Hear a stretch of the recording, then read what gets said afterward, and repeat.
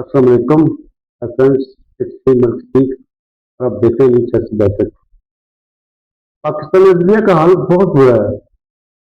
शायद ही कोई पाकिस्तान में जो पाकिस्तान में ये दुनिया से मुतमिन हो, इसके किरदार से मुतमिन हो और खुश हो, वरना इसका बहुत बुरा हाल है।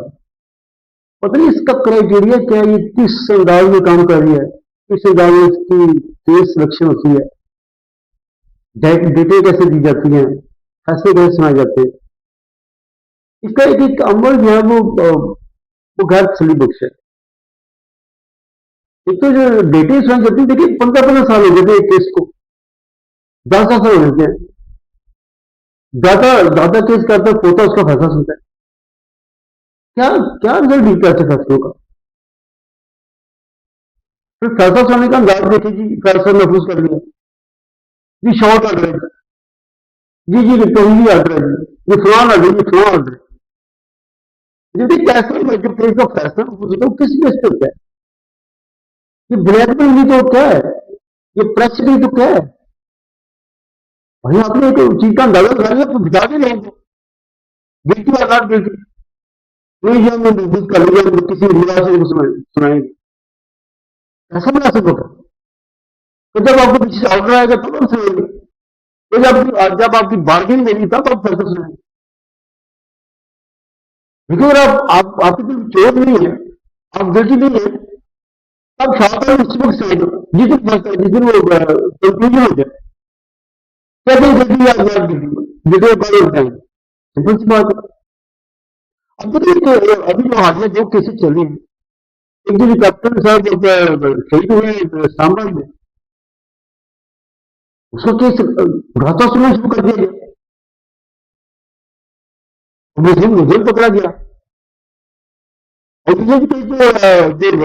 रजाकार है, जो सरकार के निवासी है,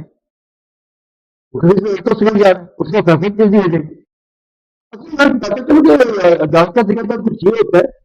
कि जब कोई भी हुआ तो पुलिस ने छोड़ने के बाद मुस्लिम को गिरफ्तार करके अदालत में पेश करना होता है, और फिर अदालत जो लड़ाई सुनवाई के बाद फैसला करती है केस को किस तरीके में लेना है। क्या केस का फौरी फैसला चलेगा, लंबा केस में फिर क्या एक साथ चलेगा, क्योंकि केस ज्यादा सर करते हैं। यानी केस की ये करते को बढ़ेगा कितनी देर चलेगा केस, लेकिन इसमें जो फैसला तो पहले सुनवाई में ले लेगा। अब ये जो पन्ना पर 20 साल केस चलते हैं, इसके बारे में शायद जजेस आपको कोई दिलचस्पी नहीं होती। और ये जो कैप्टन वाला मामला, ये रजा दाल वाला मामला है, उसमें शायद ज्यादा दिलचस्पी। क्या क्या तरतीब है, पता नहीं क्या तरतीब, किस बेस पे फैसले करते हैं कि कौन सा केस पहले सुन रहे हैं, कौन सा बाद में सुन रहे हैं, अच्छी क्राइटेरिया है। नहीं लगता है अपने अपने अपनी संरक्षण का क्राइटेरिया बना रखा है, तो कौन से केस हमने आज ही सुना है। लेकिन कभी कभी रास्ते रास्ते दर्ज कर देते, कभी रात को हुआ सुबह उसका पेश किया जाए और साथ ही उसी दिन उसकी सुनवाई शुरू होगी। क्या मामला है ये? और उसी अदालत में ऐसे ऐसे केसेस पड़े हैं जो 10 साल से जरूरत है, जिनको डेट ही मिल गई, पता नहीं क्या करा ये देखना पड़ेगा। असल में देखा इसका जो मसला है, जिसको इसका सबब है, वह आसमान की तरफ कोशिश। कहा जाता है कि अदालतों में 7 के लिए आसमान गिर पड़े, ये आसमान गिर देते, ये मुझे आसमान की तरफ की कोशिश करती है। ये कहते हैं ये पैसा चाहे जो मर्जी हो गए, इंसाफ हो ना हो, लेकिन आसमान बचना चाहिए। ये जो बालकर लोग हैं, जो बड़े लोग हैं, जो ताकतवर लोग हैं, उनको आंसी लेनी चाहिए, इंसाफ होगा, अदबिया रहेगा रहे, ये सोच के लगता है। यही कभी राता सिलेक्शन नहीं थी, कभी रात को 10 बजे भी फैसला करते, क्या वजह क्या जरूर हुई। और कभी रिजाल में एक केस चला था, पूरी गांव को पता चल गया ये केस किधर गया, जिसका फैसला नहीं हो सकता, और ये फैसला कई महीने में फिर करते, क्या करेक्ट है। फिर इसलिए वो महसूस करता है कई महीने को दिक्कत जाती है, क्या करें, कैसे बचाएं, क्या ये मुझे बड़ा दर्द बुझा है, ये हमें हमारी सीट छीनेगा, हमारी कुर्सी खरीदेगा है, नाराज से छीनेगा, क्या करें, कैसे सुनाएं सबका। फिर बात भी होती है पार्टी से, तो यार ये ऐसा गवर्नमेंट पैसा दे देते हैं, तो दोनों तरफ से दोनों की दो मीटिंग सजा जाए, क्या मामला है। कुरान भी तो ऐसे करो, कुरान तो कहता है इंसाफ करो, तो तुम्हारे सामने तो अमीर है गरीब है, पर अपनी तरफ करो, आपको पैसे देने शुरू कर देते, सामने बंदा कैसा है, हमारा तो मतलब उसे मालिकों की तो पड़े थे, तुम खड़े कैसे, तुम्हें ये बात की, तुम्हें पढ़ी की है, तुम बोलेंगे ऐसा, तुम्हें दादी का पता नहीं है, तुम ये हो, तुम वो हो, कभी कभी तो झांसी पैसे देते हैं, तो ठीक है कि आपने आपके आपकी आरती से सुना, ये परिवर्तन क्या है, ये तर्जुमा है, हजारों पैसे से हाजिर से माफी ले ली, तो क्या नहीं सकता इंतजाम किया, ढाने का तक इंतजार है,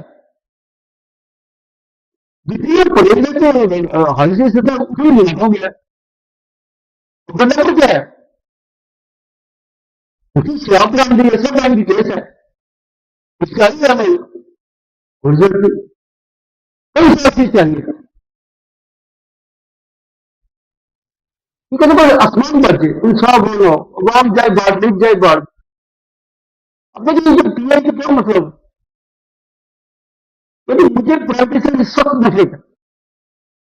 ये मुल्क का बेड़ा गर्क करने के बराबर है, मुझे भीतर से हजार इतलाफों ने किसी जो नेशनल लेवल की पॉलिसी है वो बेस्ट पॉलिसी,